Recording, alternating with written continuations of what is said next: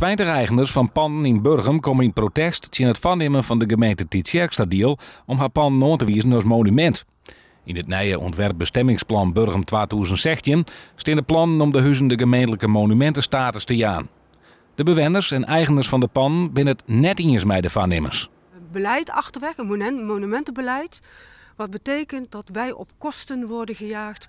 Want, sorry dat ik het zeg, voor elke scheet moeten wij een vergunning aanvragen. Zelfs als we de kleur groen veranderen in een andere kleur groen of in een blauw, moeten wij daar vergunning voor aanvragen bij de gemeente.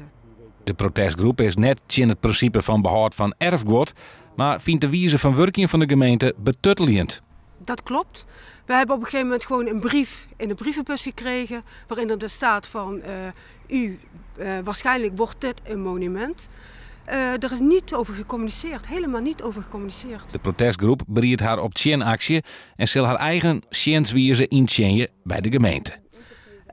Wat wij graag willen is dat de gemeente het monumentenbeleid uit het bestemmingsplan haalt. En dat de gemeente samen met ons in gesprek gaat om te kijken hoe wij het monumentenbeleid handen en voeten kunnen geven. En desnoods, over 2 jaar komt de omgevingswet, dat het daarin wordt neergelegd.